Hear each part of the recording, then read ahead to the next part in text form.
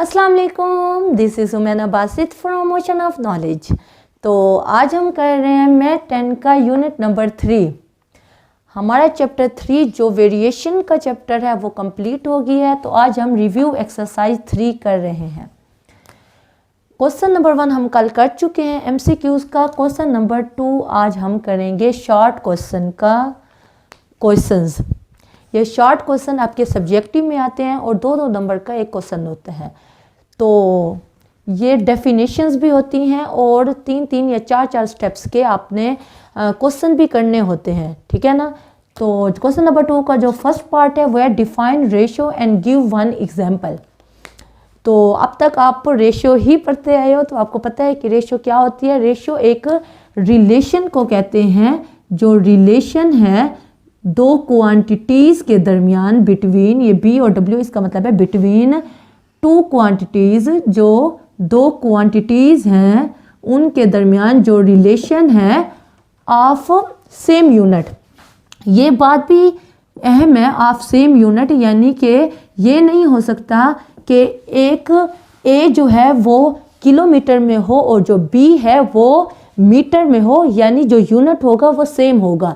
अगर ए किलोमीटर में है तो बी भी किलोमीटर में होगा, अगर ए मील्स में है तो बी भी मील्स में होगा, ठीक है ना।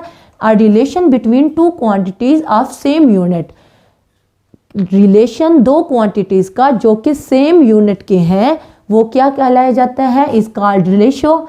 उसने कहा एग्जाम्पल दो, तो हम लिख लेते हैं। If A and B are, A और बी जो हैं वो दो हमारे पास क्वांटिटीज़ हैं, तो उनको कैसे लिखा जाएगा, ए रेशो बी, और अगर फ्रैक्शन में लिखेंगे तो ए ओवर बी में लिखा जाएगा। ये मैंने पूरी डेफिनेशन नहीं लिखी, आपके पास बुक है, आप उसमें पढ़ लें। मैं जस्ट आपको कॉन्सेप्ट दे रही हूँ। होता क्या है, स्टूडेंट सिर्फ डेफिनेशंस को रट्टे लगा लेते हैं। जब हम रट्टा लगाते हैं बगैर समझे तो जब पेपर देने जाते हैं तो हम कंफ्यूज हो जाते हैं और कंफ्यूज होकर गलत लिख लेते हैं।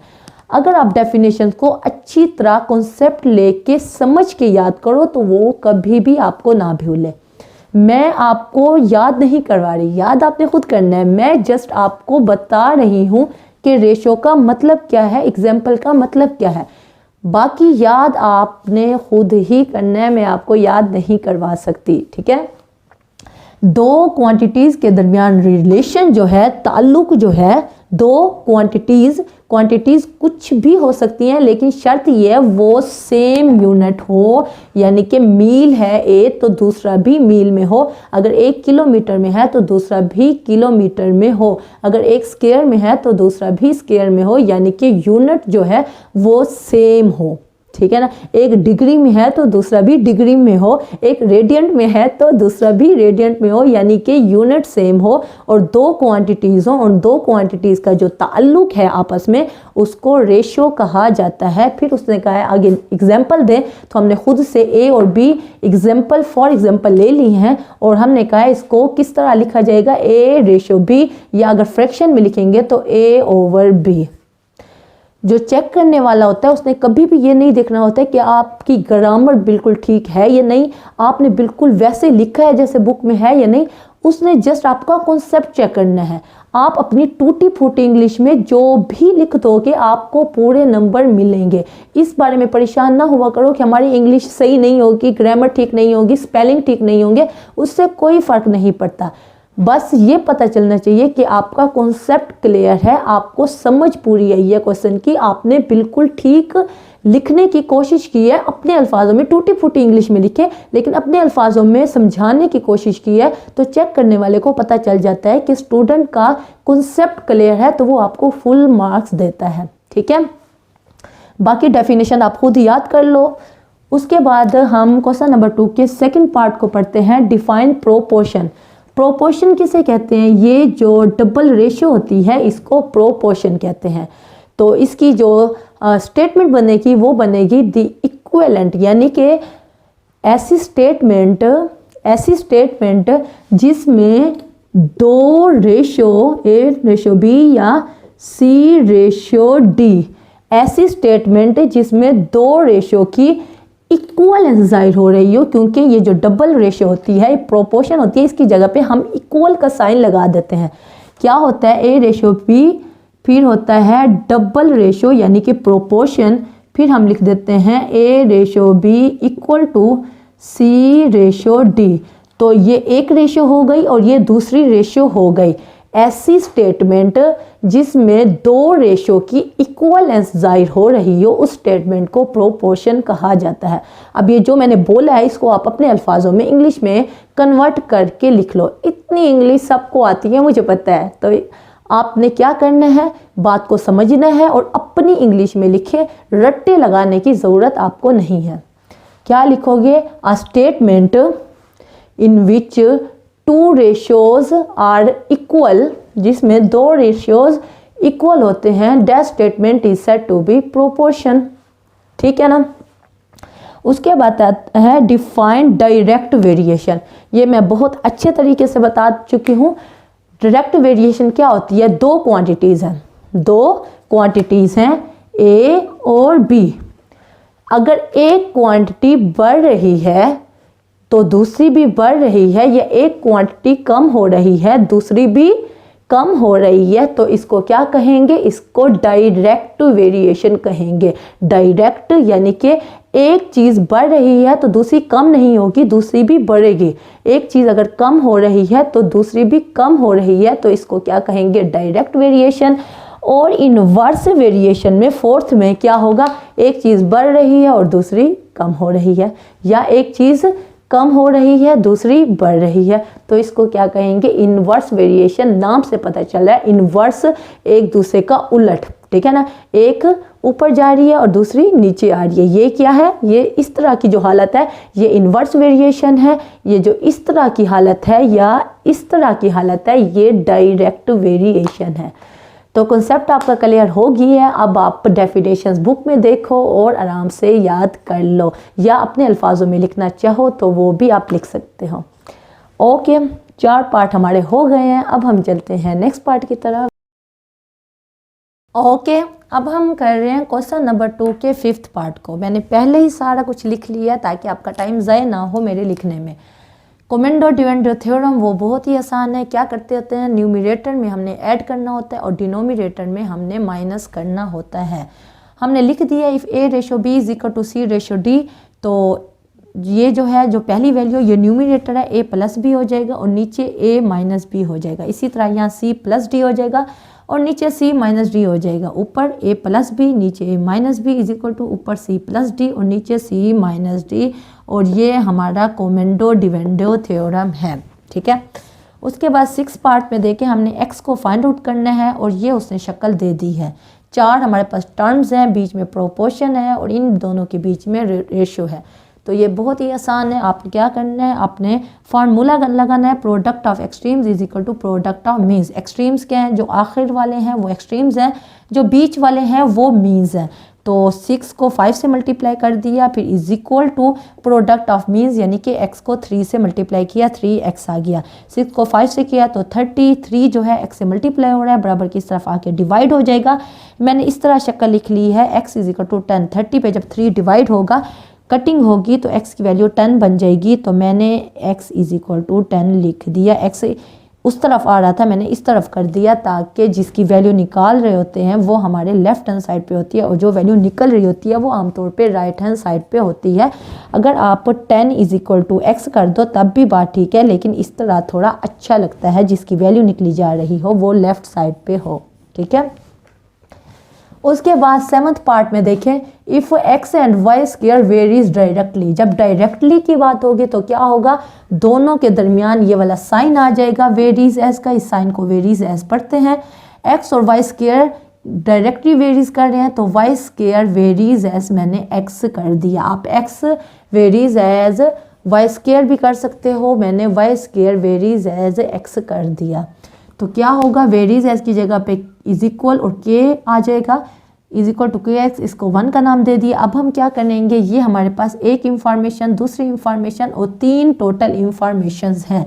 तो पहले 2 जब हम इंफॉर्मेशन को यूज़ करेंगे तो हमारे पास के की वैल्यू निकलेगी। देखें एक्स की वैल्यू हमने 27 पुट कर दी और वाई की वैल्यू हमने 4 पुट की, 4 का स्क्वायर लिया तो 16 आ गया। फिर आगे क्या किया, 16 के उधर ही रहने दिया, 27 जब 16 पे डिवाइड होगा तो 16/27 आ जाएगा। ये के की वैल्यू निकली। के की वैल्यू कैसे निकली, इन दो इंफॉर्मेशन को यूज़ करके निकली। और अगर एक दफ़ा हम एक इंफॉर्मेशन को यूज़ कर लेंगे फिर से उस इंफॉर्मेशन को यूज़ नहीं करेंगे। अब ये दोनों इंफॉर्मेशन यूज़ हो चुकी हैं एक दफ़ा, तो बस अब हमने अगली इंफॉर्मेशन को यूज़ करना है। तो क्या हुआ, के की वैल्यू निकल है। इस इक्वेशन 1 में के की वैल्यू पुट कर देंगे, y² = के की जगह पे 16/27 लगा दिया और साथ x हमारे पास आ रहा है। तो अब हमने कौन सी इंफॉर्मेशन को यूज़ करना है, आखिरी इंफॉर्मेशन x = 3 और y हमने मालूम करना है। तो y हमने मालूम करना है, y वैसे ही रहेगा, 16/27 मौजूद है, x की जगह पे हम 3 पुट करेंगे। अब इस इंफॉर्मेशन को यूज़ करेंगे तो यहाँ 3 पुट कर दिया, 3 27 से कट गया तो ये क्या आ गया हमारे पास 9 आ गया। 16/9 है, ये स्क्वायर है, y² है, हमें y फाइंड आउट करना है। उसने क्वेश्चन में कह दिया है कि आप y फाइंड आउट करो। तो हमारे पास y² है तो क्या करेंगे, दोनों तरफ स्क्वायर रूट ले लेंगे। इस तरफ भी स्क्वायर रूट ले लेंगे और इस तरफ भी स्क्वायर रूट ले लेंगे। स्क्वायर जो है स्क्वायर रूट से कट जाएगा। y = जो 16 है किसका स्क्वायर है, 4 का स्क्वायर है, और 9 जो है वो 3 का स्क्वायर है। तो यहाँ 4 आ जाएगा और यहाँ 3 आ जाएगा और प्लस माइनस 7 आ रहा है स्क्वायर रूट की वजह से। तो y की वैल्यू आ गई। ये हमारा आंसर है क्वेश्चन नंबर 7 का। ठीक है, उसके बाद 8 में देखें, वो भी बिल्कुल वैसे ही क्वेश्चन है। उसने कहा है कि v जो है वो इन्वर्सली वेरीज कर रहा है u पे। तो इन्वर्सली की बात है तो इसका मतलब है तो इन्वर्सली के बाद जो वैल्यू या जो भी हमारे पास आएगा उसको हम डिनोमिनेटर में लिखेंगे, क्योंकि यहाँ डायरेक्टली था तो इसलिए x और y² इस तरह आ गए। लेकिन यहाँ इन्वर्सली की बात है 8 पार्ट में, तो v इन्वर्सली वेरीज कर रहा है u से, तो इसलिए u जो है डिनोमिनेटर में आ गया, 1/u आ गया। तो वेरीज एस की जगह पे इक्वल और के आ जाएगा, क्योंकि ऊपर 1 है तो के को 1 से मल्टीप्लाई करेंगे, k/u आ जाएगा। अब इंफॉर्मेशन को यूज़ करेंगे क्या निकालने के लिए, के की वैल्यू को निकालने के लिए। तो v की जगह पे 3 पुट करेंगे। आपके पास बुक है, आप उसमें देख लें, जो 8 पार्ट है उसमें उसने v की वैल्यू 3 दी है और u की वैल्यू 8 दी है। तो k की वैल्यू 8 यहाँ डिवाइड हो रहा है, बराबर की इस तरफ जाके 3 से मल्टीप्लाई हो जाएगा और k की वैल्यू आ जाएगी 8 3 24। अब k की वैल्यू हम निकाल चुके हैं, जैसे पीछे हमने क्वेश्चन में किया है बिल्कुल वैसे ही क्वेश्चन है। k की हम वैल्यू निकाल चुके हैं तो अब हम इसमें पुट कर देंगे, जिसको हम 1 का नाम देंगे इसको। तो k की जगह हमने क्या पुट कर दिया 24, तो क्या हो जाएगा v = 24 और u जो तीसरी इंफॉर्मेशन है आप बुक में देखें, जो आखिरी इंफॉर्मेशन है u की वो क्या है 12 है, u 12 के इक्वल है। तो 24 और 12, 12 1 = 12, 12 2 = 24, v की हमारे पास वैल्यू आ गई 2। ये क्वेश्चन नंबर 2 के 8 पार्ट का आंसर है, v = 2। ठीक है, तो मज़ीद 4 पार्ट मैंने आपको करवा दिए हैं। अब हम चलते हैं नेक्स्ट पार्ट की तरफ। ओके, अब हम कर रहे हैं क्वेश्चन नंबर 2 के 9th पार्ट को। हमने क्या निकालना है, 4th प्रोपोर्शनल निकालनी है। उसने हमें टोटल 3 टर्म्स दे दी हैं, 8 7 और 6। तो हमें क्या करना होगा, हमने 4th प्रोपोर्शनल सपोज कर लिया, लेट कर लिया कि x जो है b 4th प्रोपोर्शनल, x हमारा चौथा प्रोपोर्शनल है। तो क्या होगा, 8 मौजूद है, 7 मौजूद है, 6 मौजूद है और चौथा जो प्रोपोर्शन है वो x हमने सपोज किया था तो x को लिख लिया। तो अब हम क्या करते हैं, हमें पता है फार्मूला आप यहाँ लिख लो, product of extremes is equal to product of means. Extremes 8 और x हैं और मीन्स 7 और 6 हैं। तो 8 को x से मल्टीप्लाई कर दिया, 7 को 6 से किया, 7 6 जार हमारे पास क्या आ गया, हमारे पास एक वैल्यू आई, उसको हमने 8 पे 42 आ गया, 7 6 जार 42 आ गया। 42 यहाँ 8 मल्टीप्लाई हो रहा था, उधर जाके डिवाइड हो जाएगा। जब 42 को 8 पे डिवाइड करेंगे तो वो कट जाएगा और 21/4 आ जाएगा x का आंसर। ये हमारे 9th पार्ट का आंसर है। इसी तरह 10th पार्ट देखें, यहाँ मीन प्रोपोर्शनल निकालना है। 2 हमारे पास टर्म दी हुई हैं, एक 16 और एक 49। तो मीन जो होता है वो बीच वाले को कहते हैं, जैसे प्रोडक्ट ऑफ मीन्स ये बीच वाले। तो मीन प्रोपोर्शन हमने निकालने हैं, यहाँ भी लिख लें, let X be mean proportional. जैसे हमने यहाँ लिखा है एक्स बी 4th प्रोपोर्शनल, यहाँ लिख लें let X be mean proportional, तो मीन प्रोपोर्शनल है तो 16 इधर साइड पे आ गया, 49 उस साइड पे आ गया। जो मीन है बीच वाले हैं वहाँ पे हमने x लिख दिया जो हमने सपोज किया था। तो क्या करेंगे, यहाँ भी वही फार्मूला लगाएंगे, product of extremes is equal to product of means. तो 16 और 49 को मल्टीप्लाई करेंगे वो आ जाएगा 784 और x को x से मल्टीप्लाई करेंगे तो x स्क्वायर आ जाएगा। अब दोनों तरफ क्या ले लेंगे, क्योंकि हमें x की वैल्यू चाहिए, दोनों तरफ हम स्क्वायर रूट ले लेते हैं। स्क्वायर रूट से कट जाएगा, x की वैल्यू आ जाएगी 784 जो है वो 28 का स्क्वायर है, तो ये आ जाएगा ±28 और ये हमारे 10th पार्ट का आंसर है। इसी तरह 11th पार्ट में देखें हमने थर्ड प्रोपोर्शनल निकालना है। ये मैंने निशान इसलिए लगाया कि सारे हम प्रोपोर्शनल को फाइंड आउट कर रहे हैं। तो थर्ड प्रोपोर्शन निकालना है और उससे हमें 2 टर्म्स दे दी हैं। तो क्या करेंगे, सपोज करेंगे कि x जो है जैसे हमने पीछे किया है, let x be third proportional, तो क्या हो जाएगा 28 आ जाएगा, फिर 4 आ जाएगा। जो यहाँ बात ये है कि जब थर्ड प्रोपोर्शनल कहते हैं तो हमारे पास 2 टर्म मौजूद होती हैं। तो हम क्या करते हैं, पहली टर्म को बस वैसे ही रहने देते हैं, दूसरी जो टर्म होती है उसको 2 मरतबा लिखते हैं। जो 4 है दूसरी टर्म इसको 2 मरतबा लिखा है और जो तीसरी टर्म हम सपोज कर रहे हैं x उसको हमने चौथे नंबर पे लिखा है, लेकिन वो असल में हमारा थर्ड प्रोपोर्शनल है। फिर फार्मूला लगाएंगे, product of extremes is equal to product of means. 28 को a से करेंगे, एक्सट्रीम्स को मल्टीप्लाई करेंगे तो 28x आ जाएगा, मीन्स को करेंगे तो 16 आ जाएगा। तो क्या करेंगे, x को यही रहने देंगे, 16 को डिवाइड कर देंगे 28 पे, जब यहाँ मल्टीप्लाई हो रहा है उधर जाके डिवाइड हो जाएगा। 16 और 28 कट हो जाएंगे तो x की वैल्यू आ जाएगी 4/7। ये हमारा 11th पार्ट का आंसर है। ठीक है, उसके बाद आप 12 पार्ट को देखें। ये बहुत ही वैसे ही क्वेश्चन है जैसे हमने पीछे किए हैं, पीछे कुछ पार्ट्स किए हैं। y varies as x square over z, तो क्या करेंगे, y की वैल्यू उसने दे दी है, x की वैल्यू दे दी है, z की वैल्यू दे दी है और कहा है y को फाइंड आउट करो। तो क्या करेंगे, वेरीज एज की जगह पे इक्वल का साइन और साथ k लगा देंगे, x स्क्वायर ओवर z वैसे ही आ रहा है। अब इस इंफॉर्मेशन को इसको इन 3 इंफॉर्मेशन को यूज़ करेंगे, यानी y की जगह पे 28 पुट करेंगे, x की जगह पे 7 पुट करेंगे और z की जगह पे 2 पुट करेंगे जो उसने हमें इंफॉर्मेशन दी है 12 पार्ट में। तो ये तमाम वैल्यूज़ हमने पुट की, तो क्या होगा, हमारे पास k की वैल्यू आ जाएगी जो कि है 8/7। अब हम इसमें पुट कर देंगे k की वैल्यू, इसको आप 1 का नाम दे दो जैसे पीछे हमने क्वेश्चंस किए हैं।